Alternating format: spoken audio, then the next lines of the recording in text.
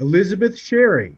She works for the Minnesota Chamber of Commerce as part of the events team to secure strategic partnerships for the Chamber. She serves as president-elect for Meeting Professionals International and is director of special events for Twin Cities Wedding and Event Professionals. She's won three International Live Event Association awards in the past couple of years. Michelle has been a three-time speaker at National Special Event Conference in 2013, 2014, and 2015. Here to present to us today, ladies and gentlemen, please welcome Mrs. Elizabeth Sherry. Thank you, Matt. And it feels a little weird to have you give me a bio, but at the same time, it really tees it up, and I really am excited to present today. I think during this time of year with how chaotic the holidays can be, I want to bring a little bit of sanity to you with some just easy tips. So if you're a note taker, if you're somebody who likes to have a pen and paper in front of you, feel free to do that. There might be just some little gems, and I hope you do. I'll walk away with a couple different things of just how you can change your daily life to maybe be able to fit more into your workday and then be able to have more time to play or be with the ones that you love in the evenings or afternoons or whatever works for you guys, your schedule. So to talk about a little bit of this, I want to start teeing up with this title. I mean, 12 hours into 8, that's a little extreme. So actually, when I say that, I mean it for some of the folks that sometimes take a little bit longer to do things that if they would have just done something like learned a shortcut or found some sort of other solution to make their lives in the future faster. That's what I'm talking about here. And I'll first start off with a story about a wonderful, hardworking colleague of mine who was merging PowerPoints and didn't know how to collectively grab all of the slides and move it over, which takes maybe 45 seconds for you all who know how to do that. She had to move it one by one. And not only did she move it over one by one, she moved over one by one by going and clicking on the file, copy, move it over to the next thing, paste. She spent 45 minutes doing something that took 45 seconds. This is very common mistakes that people make and don't realize that there's some easier ways. So that's what we're going to teach you today. And we're going to really help you be able to get your workday down to 8 hours, because for me, that is my only sanity, is to be able to be a mom. And I'll talk about this, a mom, a wife, a friend, a sister, a daughter, and of course, all the other little things that I raise my hand for and wear way too many hats. But you know what? If you get the job done, is it too many hats? So I am the Special Events Program Director here for PCWEP. I'm also President-elect, President for MPI Minnesota, which is Meeting Professionals International. And then at my job, I am the Director of Strategic Partnerships and Development for the Minnesota Chamber. So somehow I fit it all into 8-hour days. And I take a lunch break. So really it's a 9-hour day, but I take an hour lunch break in there, and it's me time. And it's so important for you to have me time, because that's how you're able to be productive during the times you need to be productive. So I'm going to go over this presentation, but I want to give you a little bit of background on me and why I'm speaking on this topic. Not that I have a degree in efficiency, but I'll tell you, I feel like I do every day when I walk away from my workday being like, you know what, that was super productive, so productive. And so I want you guys to have that. So let's start off, but I want to get to know you guys a little bit more about what are your roadblocks to efficiency. So please utilize the chat feature here and just type away some things that are your roadblocks to efficiency here. And when I say that, it's that thing that blocks you from being able to tell your partner at the end of the day, I had a really productive day. Instead, you're telling that partner, I didn't get as much done today as I would have liked. So what are those roadblocks? And we can really assess those one by one. I'll probably cover them in my presentation. I'll start off. I don't actually know if I'm seeing a chat feature here. There we go. I do see the chat. You guys are doing it. There we go. Email. Yes. Attention span. Random conversations with coworkers. Coworkers really is one of mine too. When we were all in person at office, people would come to me and talk for who knows how long. And is that productive? Not really, unless you're having an actual productive work-related conversation. Sometimes breaks are needed, but let me tell you, there are some ways to formulate that. Forgetting things, being distracted by everything. Matt, you're apparently a distraction for Ari. I'm sorry, Ari, I really don't have any suggestions for you on that one. Maybe locking him in his office. And then email, yeah, kids. And then here's Ryan. I have a tendency to focus on things that can be done quickly and leave projects that require more deep thinking. Yeah, we're going to actually cover all of that. So hopefully I give you guys some tips on how to be really productive and skip over these roadblocks, make them sometimes maybe hurdles, and eventually you're just going to paver over that road and you're going to make it streamlined. So let's start with our calendar. Again, using this chat feature. All right, who actually looks at their calendar at least once a day, if not more times a day, but at least once a day? Raise your hand, or you could put in yes. Okay, I'm seeing hands. Great. For those who didn't use hands, you know what? You might have a better memory than I do. I have to look at my calendar pretty religiously. But a calendar is more than just remembering that you have a meeting with a client.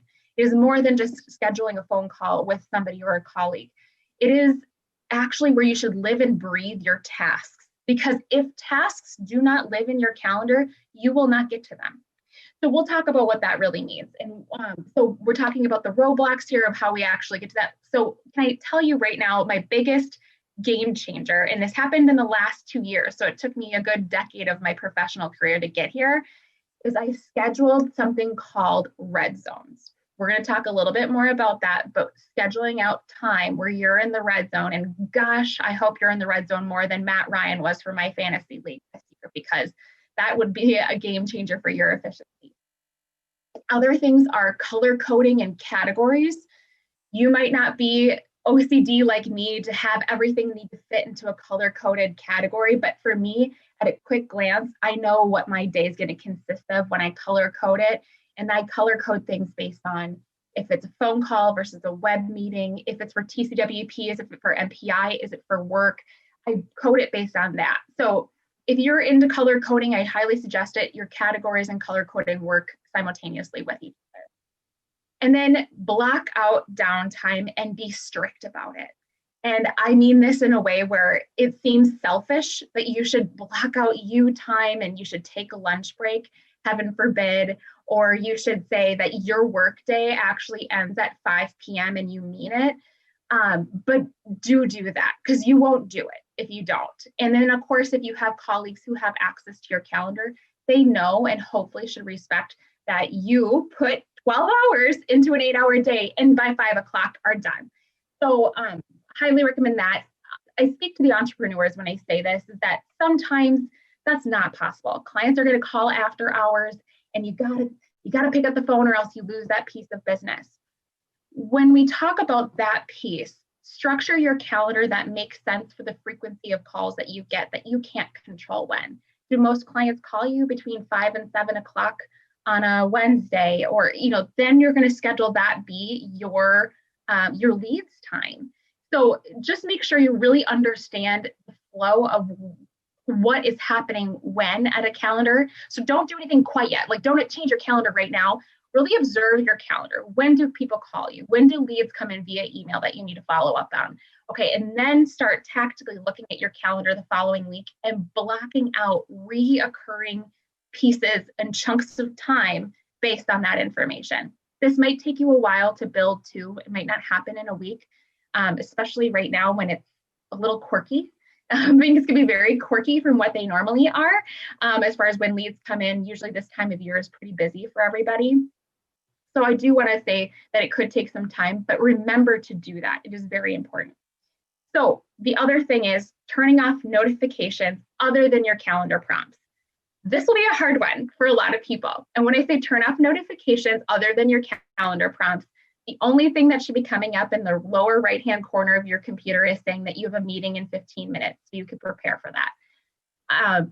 Other notifications that are not helpful that will delay you is a social media pop-up, a notification that comes up on your phone. That is not something that you need to handle at that moment. Those types of things, very rarely are you needing to immediately address a social media pop-up that happened.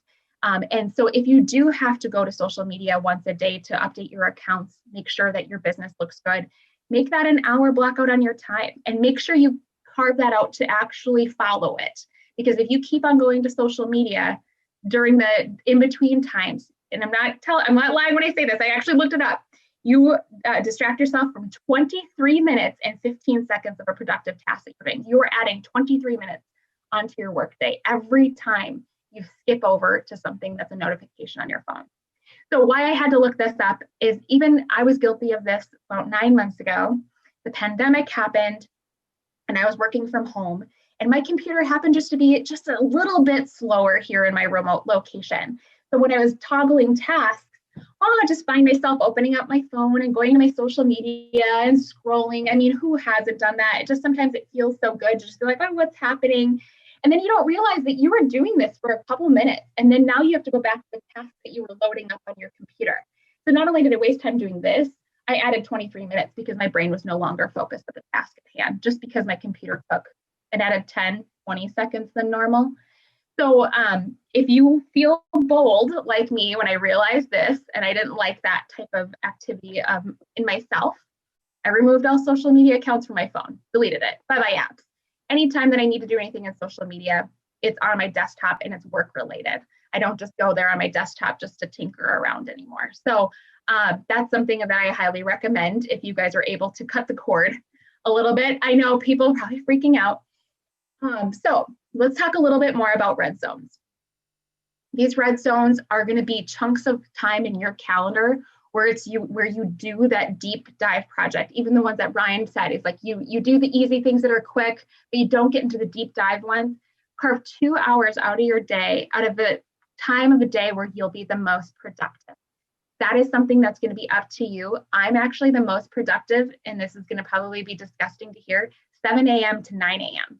So my red zone times are usually just right away in the morning. And then I tee up everything I need to do that day. I prepare for my entire day, and then I get projects done. So then the rest of the day I can be live responding to emails if I need to be, phone calls, meetings that I need to be active for and actually listening for. So these red zones, I would put in at least one a day for 2 hours a day. I know that seems a lot, but that's how much time you actually need to follow up on meetings and projects and things that are happening in your work life. The other piece of it is you have to have your colleagues be respectful of this. So Ari, a simple solution for you with Matt would be to make these red zone signs that you would put up on your computer, and that you're in the red zone and there's no reason, I mean, unless the ceiling is falling in, that someone would need to interrupt you for. I mean, really and truly, if people can be respectful of red zones, just think of it. If there's a client who desperately needs to get a hold of Ari, could that client maybe wait until Ari's done in an hour? Are people respectful enough of people's time where they can maybe just wait an hour? Or you could say, you know what, Ari is, I don't know, out of occupy or something like that. They can easily understand that she needs just 1 more hour and then she'll get back to them and promise the 1 hour. So as long as you're really diligent about time and really strict with people and yourselves with the time, it'll be all okay. Everything will be okay. I know this all seems like, wait, no, I can't deny a phone call. Yeah, you actually can. I mean, because it'll truly interrupt you. And is it to the disadvantage of you and the person you're working on a project for that you got interrupted by this client? Because maybe their emergent thing was the fact that all of a sudden they changed their song on an event that could have been told to you in an hour. So, and Ryan, I love your comment. Very nice. So these red zones, make sure that you are also not over and abusing it too. So my colleague, she was so great about it. She put her red zone signs out for 2 hours and she'd take them down. It's not like she left them up all day accidentally, because she knew people would need to talk to her. And she knew that that was the most efficient way, is that people went up to her desk. But the red zone, we respected, I respect. And so we made that our system. So I have an office door. I could just close my office door and no one bothers me, but she didn't have that advantage. So if you are in an open field like that, I do recommend you just make it known to your colleagues that it's red zone time and that everything will be okay. So shortcuts, we're gonna talk a little bit about this. In fact, we kind of already talked about it a little bit in our meeting, is that spacebar thing that Susan was talking about, that's a shortcut. That's one of the simple key, short key cuts that we can do in our daily lives. So I put a quick list up of all of my favorite and easy ones. It's a nice little cheat sheet. These are mainly for Microsoft. I'm sorry if you guys are Apple users, and truthfully, I don't know if Apple has the same shortcut keys. But while we have this time, put in the chat what your favorite shortcuts are, because I can't even tell you guys how many times I'm probably doing Control Z all day. And Control Z means undo. So Alt Tab, yes, absolutely. That one is a fantastic one.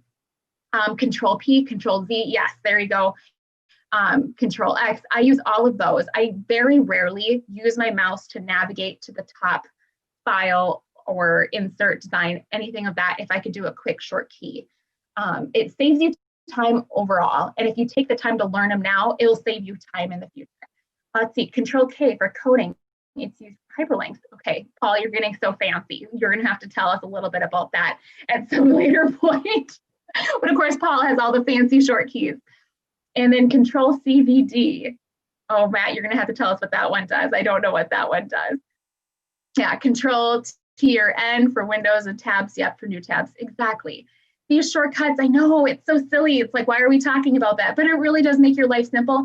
And so going back to my colleague who I earlier talked about, who's so hardworking. I mean, she works 12-hour days, but does she need to? Can she work smarter and not harder in this type of instance where she could have learned to just shift, hold, alt, control, Control C, move over to the next thing, Control P. Look at that, 45 seconds or less. So I really do recommend learning these. And if you are doing something that takes a long time, like I find this often in Excel, like, oh, this is, copy pasting this and moving it around. There has to be an easier way. Take the time to watch a YouTube video. It'll take you 5 minutes to learn something new that'll save you time in the future. So I do recommend doing that, especially with Excel. I think there's so many untapped gems there. All right.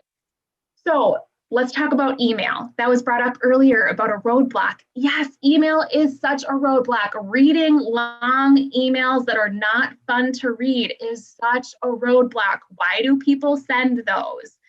Do not send long emails. So let's start with that.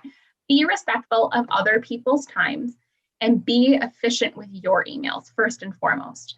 Start by bolding or putting bullets or something that's just easier to read as a whole. If it takes them over, and gosh, I hope that email gets to this point where it does, like in Reddit, where it'll say, this article will take you 10 minutes to read. I hope emails one day get to that point, because then we can really be aware at how much we are making people spend time reading our emails.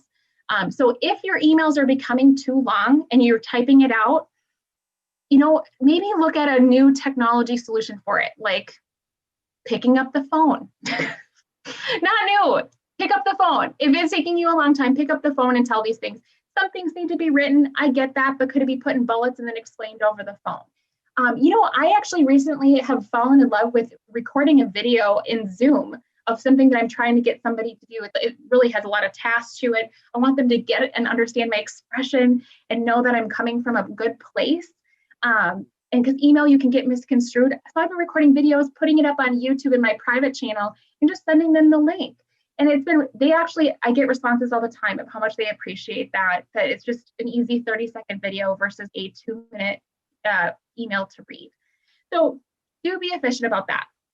Here's another tactic that I have that I think sometimes people think I'm a little crazy. I do not let any emails sit in my inbox that can be longer than my scroll. So what I mean by this is that if I'm scrolling in my inbox by the end of the day, I'm not leaving. And then when I say that, I also am very diligent about ending my workday at 4. So I always get it.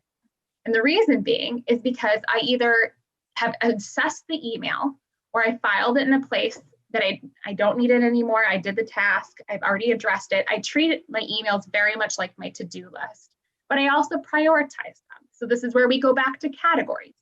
So the category color coding, you can create your own and you can say important. You can say need to do immediately, or you could say personal, because everyone has their personal stuff that comes through. It happens, but that should be filed at the bottom. So these categories are really helpful. You could file it in the category where it lives in your inbox, and then you can address it when you need to do it. So definitely a hard thing to do. I know people have inboxes that scroll, and you're looking for something forever.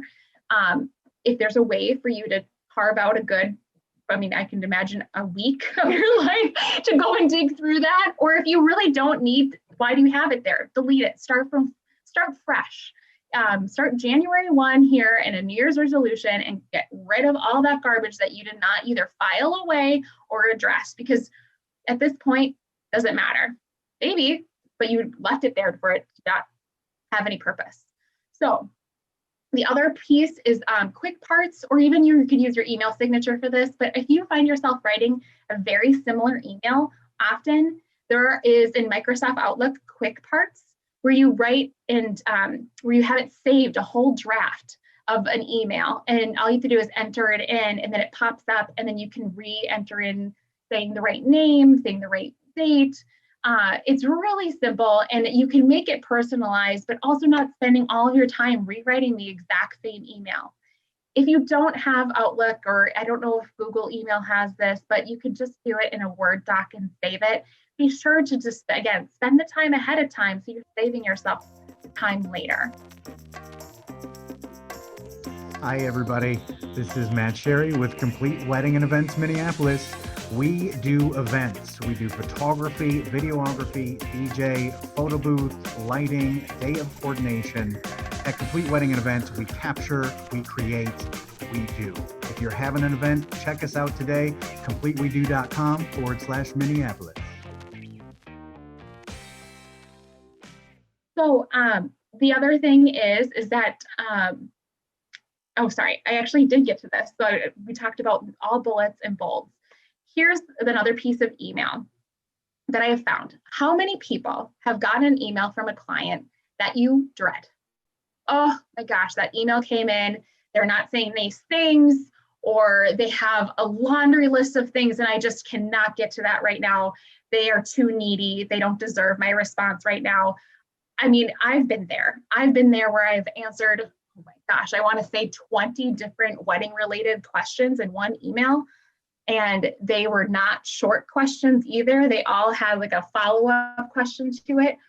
And those are all things where you're like, I just wish we would have had a meeting or a phone call, but sure, since it's in writing, I'll get to it. I want to get to it right now and type it out for you. Okay, so sometimes if you look at that email and you're like, oh, I'll get to that later. Do you think about in your head about it during the day? You're like, oh, that one client, she's, she does need me. I feel guilty about this, but I'm not going to get to it right now. There's other clients who are earlier, what have you. Sometimes those emails are actually the emails that you need to address immediately if you know you're going to stew about it. If you know you're going to stew about a negative email that needs addressing. So what's not okay is I'll get back to that later. Saying that to your head, I'll get back to that later. It's fine. If you're reading it right now, then you're going to read it again. And so again, is that wasting time? And then let me, read my morning brews first. So when you go into your email and you see all your fun little like Reddits and morning brews that you want to read first for client emails, is that productive?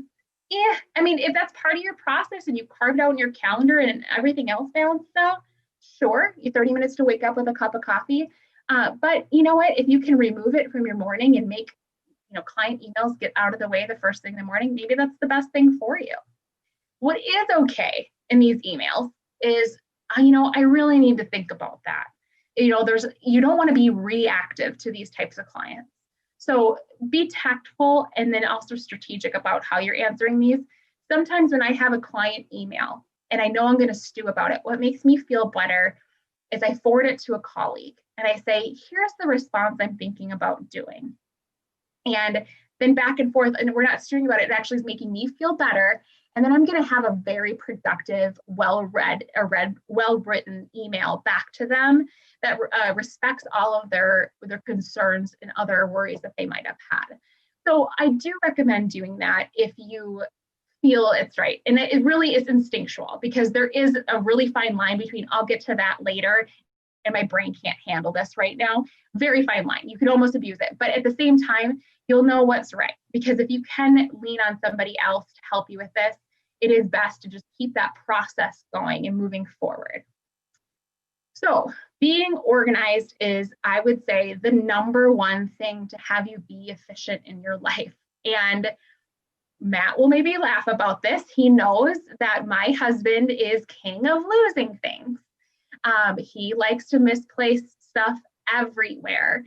And my biggest pet peeve in life is looking for things. If I'm missing something, it bothers me beyond.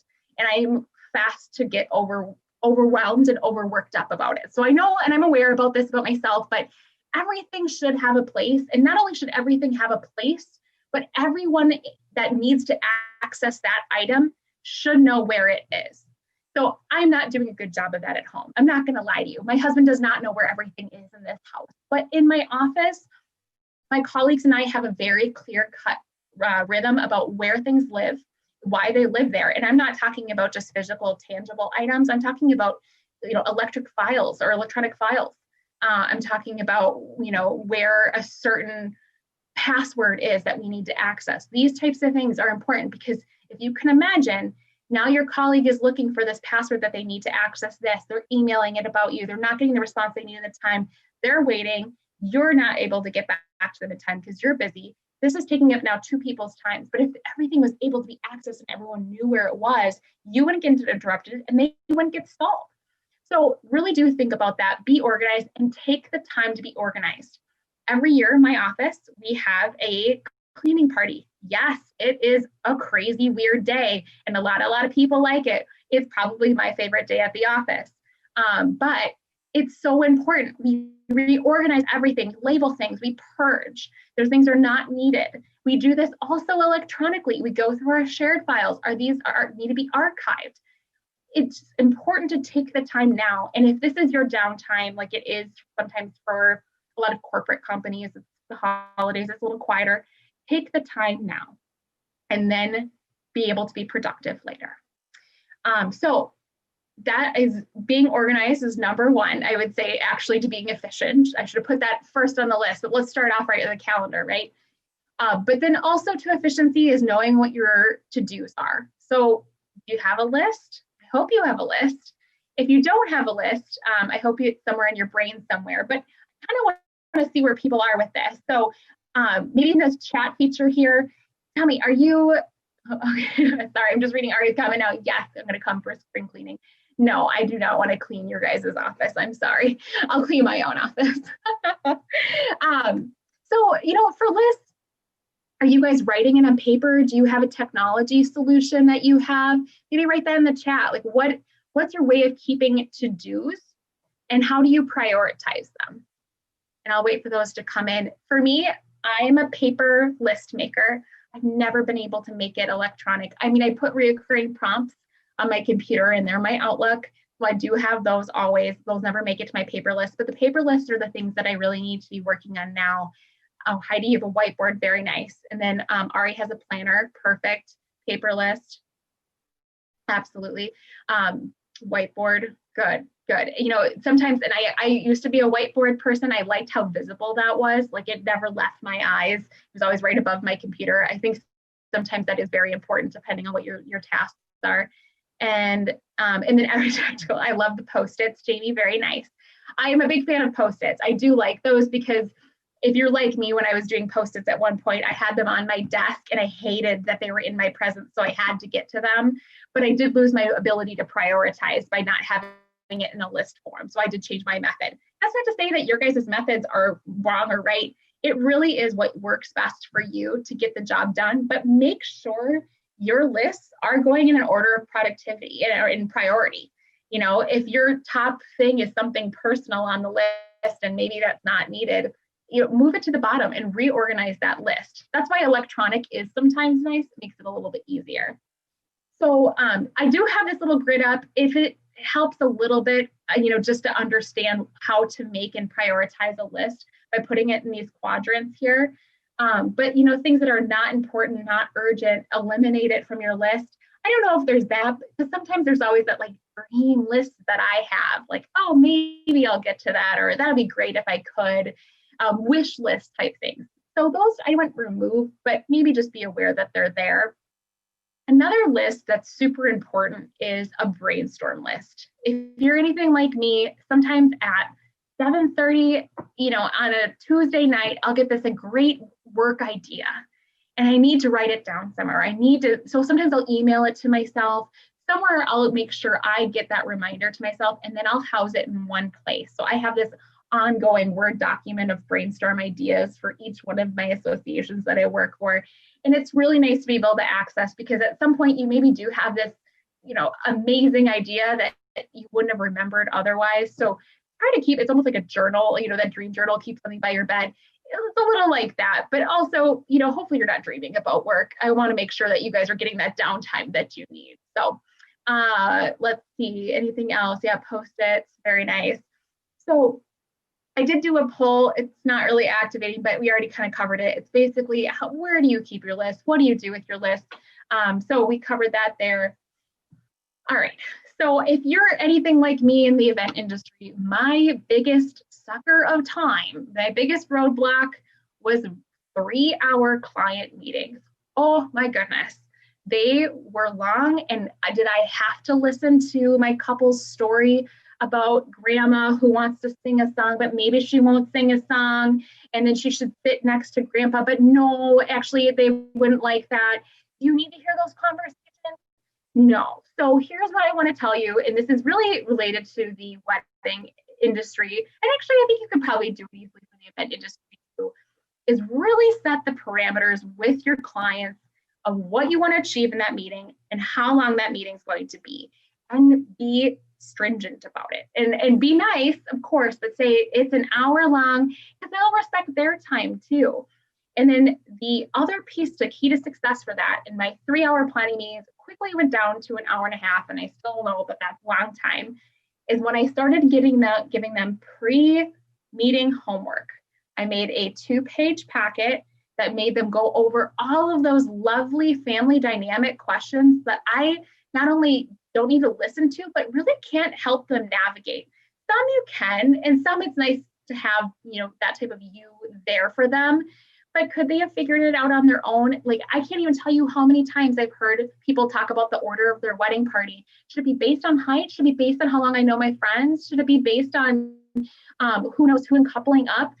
You don't need to be a part of that conversation. If you put it in your pre-homework and say, you can do it based on height, you can do it based on this, but you choose, because there is no wrong anymore. So yeah, story of your life, all right, yes, exactly. So if you give them pre-meeting homework, it saves you time in the end, and then they're able to give you the answer that they want, and it respects both of your time. And heck, make it fun for them. Make it like a date night thing. Here's your date night homework. Enjoy best with a glass of wine. And, it really could be nice for them to have that conversation on their own, because how many times have you guys had it where clients were embarrassed by a conversation they were having in your presence? Sometimes it does get heated, or it gets a little inappropriate, and you don't really need to be there. So I do recommend that. And then the other piece to this, now that you've trimmed down this meeting and it's really effective and efficient, listen. Actually listen to their commentary. I do take notes, but when I was in my best rhythm at this, I didn't even have to reference my notes when I was putting it back into my system. I knew in my head, I was just entering it all in because I listened to them and I heard everything they had to say. Somehow my brain memorized the order of the names that they actually came up with. And I didn't have to write that down, because in their pre-wedding homework, they already wrote that down for me. So it saved me time writing it and rehearing it. So, in everybody's industry, it's a little bit different, but think again about how you can save yourself time in the future and carve out that time now. And it's easier said than done, I know, but really do it. And if I can just have anybody just take 2 hours, maybe that's the gift that you can give us here. Take 2 hours in the next week to do all of these work ahead projects and a wish list that you guys are writing with notes right now. Do it. That'll save you time in the future. So the other piece that this is probably the hardest, because this is more nature versus nurture. This is really hard to be taught, is make decisions. If you are a decisive person, you are an effective person. You are an efficient person. If you're able to not teeter on decisions and maybe either by instinct or just know that, yep, I want to do this or this, it's going to be B or C or D, but I'm going to actually make it A. And you make that decision fast. That is so important to actually getting you going forward. Can you imagine just checking another thing off the list and another thing off the list? So I have a couple exercises that if you are somebody who struggles with being decisive, this may help you. And maybe this is a good New Year's resolution. Try a 30-day minimalistic challenge. And so what that looks like is on January 1st, you find one item that you're getting rid of and donating. On January 2nd, you find 2 items. On January 3rd, you find 3 items, and so on. So what you're doing is you're training your brain to make decisions. And sometimes it's really hard decisions come January 18th when you have to get rid of 18 things, but it's training your brain to be decisive. I put in here, because I'm biased, that actually playing board games helps you be decisive. It's a quick way to train your brain that if you make one decision, it could be the wrong decision. How do you fix that? Okay, you lost the game. Well, that's too bad. Play another game. I won this game because I made these decisions. These are effective ways to try and be a decisive person. But know when you are waiting on a decision and you say maybe to somebody and you don't give them a yes or a no, you're not only wasting your time, you're wasting somebody else's. So be sure to be effective for not only you, but for others. And then here's another hard one. I feel like all of these are kind of hard gems, but say no. Say no to colleagues who want to give you extra projects that you know you cannot do in the time span that they want it. And even harder, say no to clients. Yep, it's really difficult. Sometimes saying no to a client to even take them on as a client is the best and most efficient thing you can do in your life. I have made this mistake probably more than I should have. I should have known it after the second time or even the third time. But the time that comes to mind is when there was a client and it was red flags all around. I knew I should have just sent this person packing in a very nice and respectful way and just said we were not going to be good matches together. In the end, she consumed more of my time, sent me more emails than anyone has ever, has called me more times than ever. And then not only after that, her event took place, she would call after. And then it was still continued on. And it's not going to end well. So say no. And you have to really be good at learning that the hard way. I mean, you have to train yourself to say no. Yeah. So really do think about that in advance when you're booking a client, is that you will get that red flag and trust your instincts on that.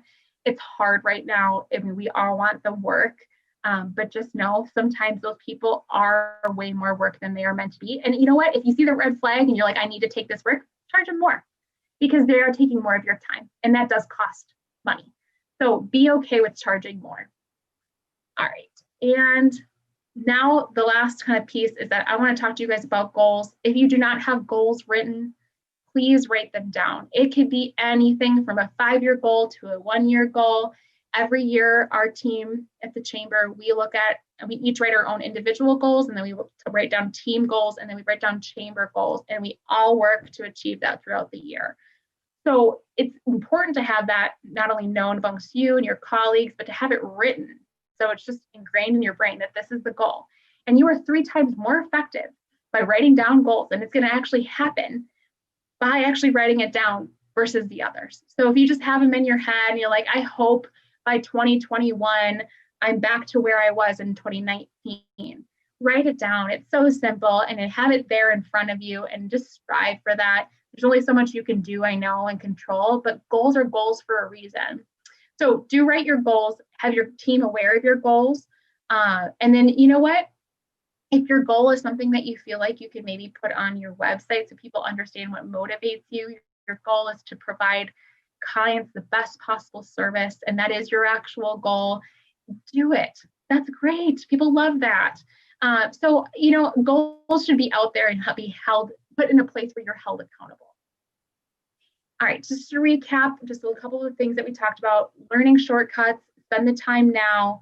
The little cheat sheet that I had, if you took a picture of that, great. Otherwise, you can find it on the web. I can send the link to red zone time, carve out time in your calendar, 2 hours a day. I highly recommend. It will be a game changer.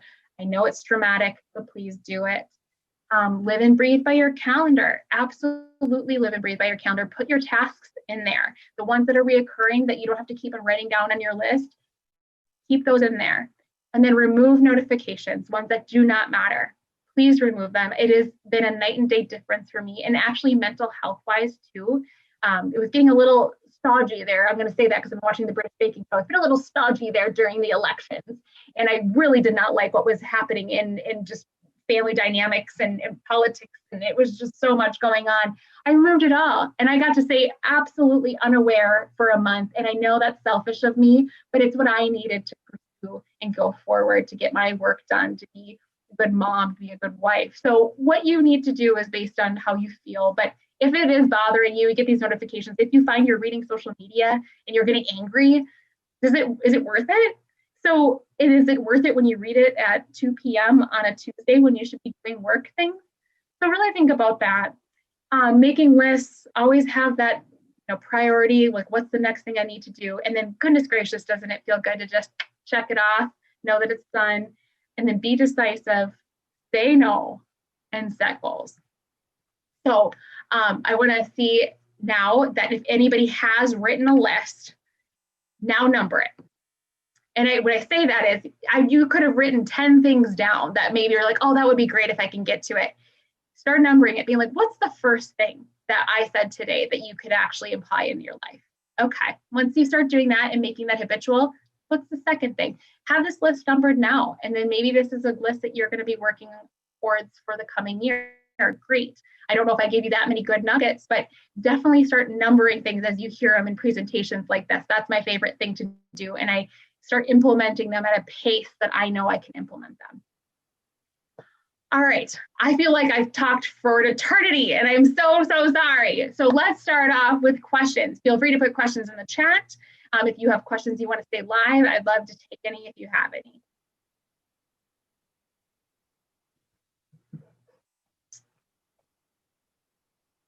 I'm just looking at faces, opening up my field here. Okay. Oh, we got a chat. There we go. Okay. No questions then. All right. Looks like a lot of good comments though. Thank you. You love the red zone idea. That is awesome. I actually, when I heard that 2 years ago, it was a game changer for me, but you really do have to be stringent about it. So please do that. It won't be effective otherwise. Oh, the red zone idea. Yeah, Don, I'm happy to clarify for that. And maybe I'll even say something new that people haven't heard, but the red zone is a time period that you put in your calendar daily. Mine is 2 hours and it's during my highly productive time where I get projects and tasks done. This is not where I'm answering client emails. This is where I'm honestly taking care of my to-do list, maybe entering in information that I needed to into my CRM, but it's all things that I need to carve out time and concentrate to do. My colleagues who are salespeople, their 2 hours are built for smiling and dialing. And I hate using that phrase, but it's just the best way to give it to you guys short. They use it purely for building leads. They either use their 2 hours to carve and find leads in LinkedIn, but they use it productively. So red zone is something where you have to be really good about telling your colleagues that you're in the red zone. Put it on your calendar, put it on your door, tell them it's red zone time, don't bother me, or else it won't work. Because if it's only you and it's only in your calendar, that's great. It's not going to happen when somebody comes knocking on your door and then now waste 23 minutes of productivity because they didn't respect your red zone. There's nothing better. So any other questions? No? All right, well, I want to say thank you. And I have that check there because this presentation's over and check, feels good, right? When something's off the list. Awesome. So I will turn it back over to Matt and we'll tee you up for some breakout rooms. Matt, do you want to tell them what they're talking about today?